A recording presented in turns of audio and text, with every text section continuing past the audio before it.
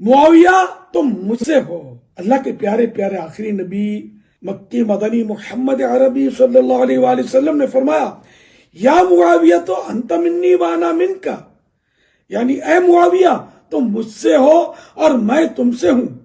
फिर आप सल्लल्लाहु अलैहि वसल्लम ने दो उंगलियां दरमियानी और साथ वाली मिलाकर फरमाया, तुम जन्नत के दरवाजे पर मेरे साथ इस तरह होगे। सुभान अल्लाह, माशाअल्लाह। साहिदो पारसा मुआविया मुआविया साहिबे इत्तिका मुआविया मुआविया हजरत मुआविया मुआविया मुआविया मुआविया। बिस्मिल्लाहिर्रहमानिर्रहीम।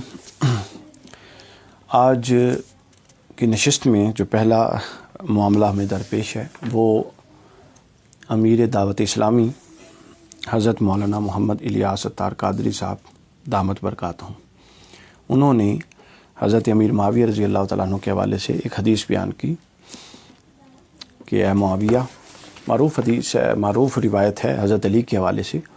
उन्होंने हज़रत अमीर मुआविया के हवाले से ये बयान की कि ए मुआविया, हज़ूर ने फरमाया तुम मुझसे हो और मैं तुमसे हूँ। उसके बाद हज़ूर अलैहिस्सलातु वस्सलाम ने फरमाया कि ये दो उंगलियां इकट्ठी करके फरमाया कि तुम जन्नत के दरवाज़े पर मेरे साथ इस तरह हो कि जिस तरह ये दो उंगलियां इकट्ठी हैं। ये उन्होंने रिवायत बयान की। ये फैज़ान अमीर मुआविया उनकी किताब है, उसमें भी बयान की गई है सफ़ा 171 पर। तो इस हवाले से काफ़ी कोहराम मचा हुआ है सोशल मीडिया पर। मुझे भी बहुत सारे लोग भेज रहे थे मैसेज के क्या ये रिवायत दुरुस्त है या नहीं दुरुस्त। चूँकि गैर मारूफ़ है और मारूफ़ हज़रत मौला कायनात हज़रत अली के हवाले से ये इन्हीं अल्फाज के साथ रिवायत है।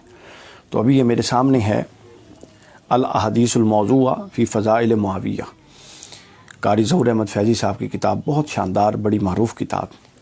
तो इसके अंदर इसकी तहक़ीक़ मौजूद है। मैं उससे कुछ चीज़ें जो ज़रूरी चीज़ें बता देता हूँ ताकि आप लोग उसको अच्छे तरीके से समझ जाएँ। दो हिस्से हैं इस रिवायत पर बात करने के। एक हिस्सा तो यह है कि जो आइमा और मुहद्दिसीन हैं उन्होंने इस हदीस को कहा क्या है, हुक्म क्या लगाया है, मैं वो बयान कर दूंगा। और दूसरा फिर ये हदीस किस किस किताब में आई है और हर किताब के रुवात क्या हैं और उन रुवात का हाल क्या है। ये दो पहलू हो सकते हैं। पहली बात, इमाम बुरहानुद्दीन हलबी ने इस हदीस को इमाम ज़ाहबी के कुव्वत कलाम के रेफरेंस से मौजू कहा है।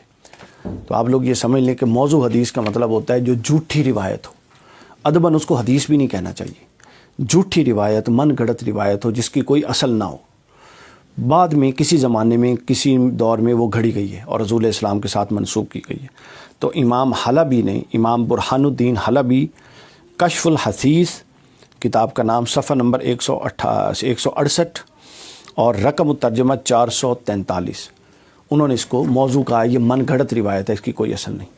उसके बाद जो इमाम है जलीलुल क़द्र इमाम जर्ह व तादील के इमाम ज़ाहबी रहमतुल्लाहि ताला अलैह, उनकी किताब है सय्यरुल आलाम नुबला, मारूफ़ किताब। उस किताब में इमाम ज़ाहबी ने ये वाली रिवायत जो हमने बयान की हज़रत इलियास कादरी साहब के हवाले से, उन्होंने ये रिवायत बग़ैर तज़ब्ज़ुब के दो टोक अंदाज में ये और इस नोयत की दूसरी रिवायतें जो हज़रत अमीर मुआविया रज़ी अल्लाह तआला अन्हु के मुताल्लिक़ हैं उनको बयान करके, और उसके लिए जो लफ्ज़ इस्तेमाल किया वो लफ्ज़ इस्तेमाल किया मुख्तलका। ये वो हैं जो बनाई गई हैं, वज़ा की गई हैं, घड़ी गई हैं। और ये तमाम रिवायतें बयान करके ऊपर जो उन्वान बांधा है वो सुन लें। फरमाते हैं फ़मिनल अबातील, ये बातिल रिवायतों का मजमूआ है, झूठी रिवायतों का मजमूआ है। अबातील मुख्तलक़ती, जो बाद में बनाई गई हैं, यानी ये बातिल घड़ी हुई बातिल रिवायतों का नमूना है जो उन्होंने कुछ हज़रत अमीर मुआविया के बारे में पेश की और उसमें ये रिवायत भी मौजूद है। यानी अब इमाम हलबी के नज़दीक, बुरहानुद्दीन हलबी के नज़दीक ये मौजू गलत रिवायत, झूठी रिवायत, मन गढ़ंत रिवायत। और सय्यरुल आलाम नुबला इमाम ज़ाहबी के नज़दीक जिल्द 3 सफ़ा 128, उनके नज़दीक ये मौजू रिवायत। और फिर मुतअद्दद बार इस रिवायत को जितनी दफ़ा भी इमाम ज़ाहबी ने नकल किया, हर दफ़ा नकल करके इस पर इसका हुक्म लिख दिया। आगे اسی جلد میں جلد 3 سیر العلام نوبلہ صفحہ 131 پر پھر فرمایا حاذہ الحدیث ظاہرۃ الوضع، یہ حدیث ایسی ہے کہ اس کی وضع بتا رہی ہے، یہ بالکل ظاہراً موضوع ہے، اس کی وضع بتا رہی ہے کہ یہ موضوع اور جھوٹی حدیث ہے۔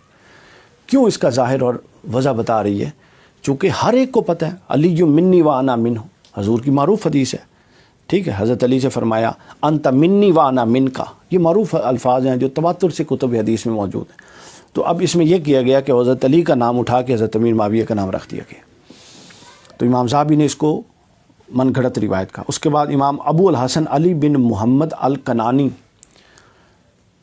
انہوں نے تنزیہ الشریعہ اس کے اندر جلد 2 صفحہ نمبر 20 پر انہوں نے اس روایت کو باطل کہا، یہ باطل روایت ہے۔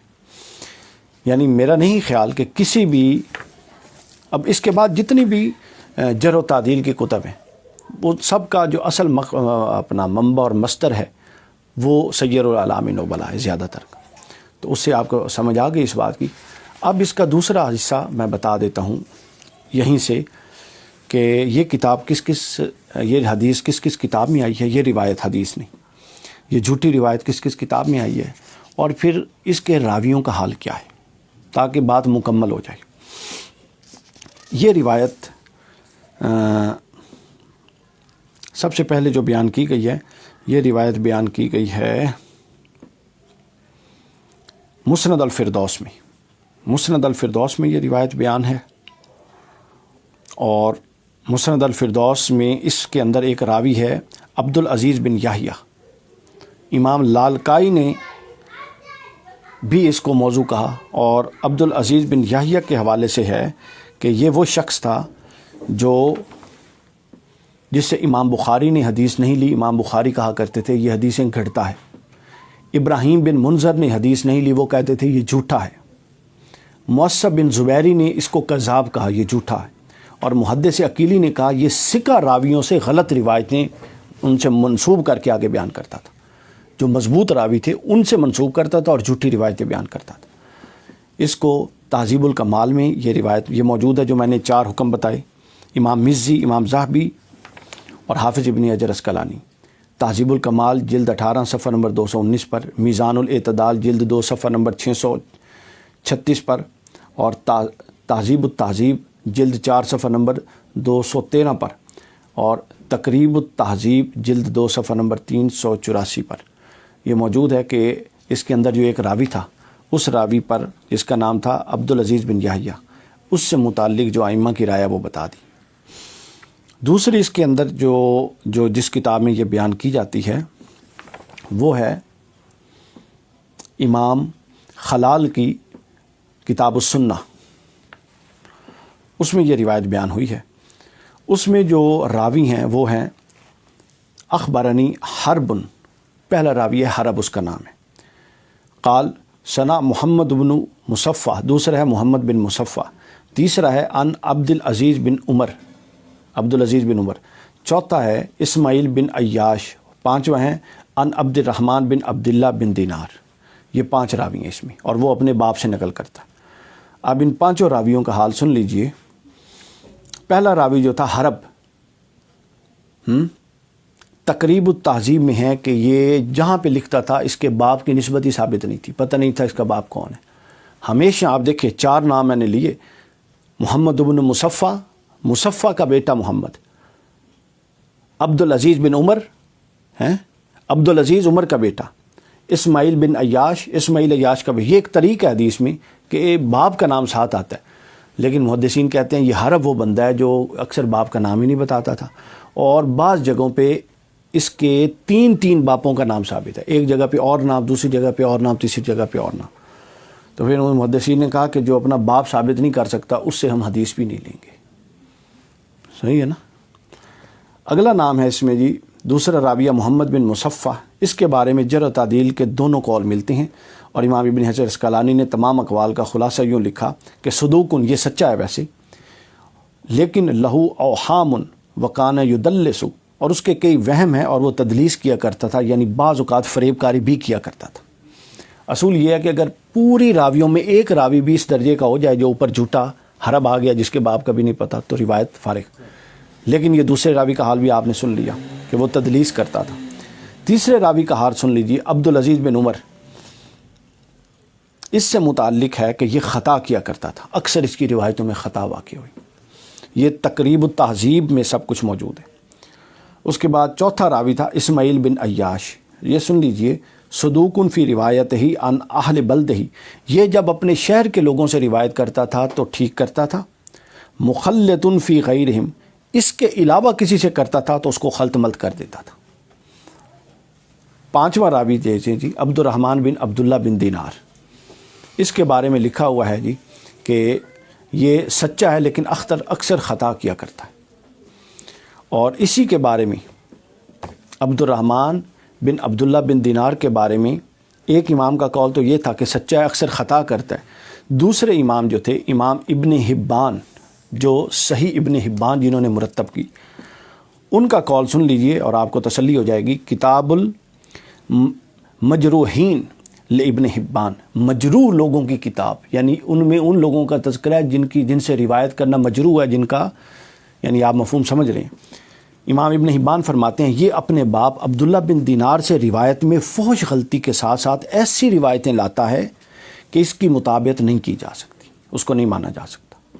جب یہ روایت میں منفرد ہو تو اس سے دلیل لینا جائز نہیں، یعنی یہ ایسی روایت بیان کرے جو کہیں اور سے کسی اور طرق سے نہ آ رہی ہو تو پھر اس کی روایت نہیں لی جائے گی۔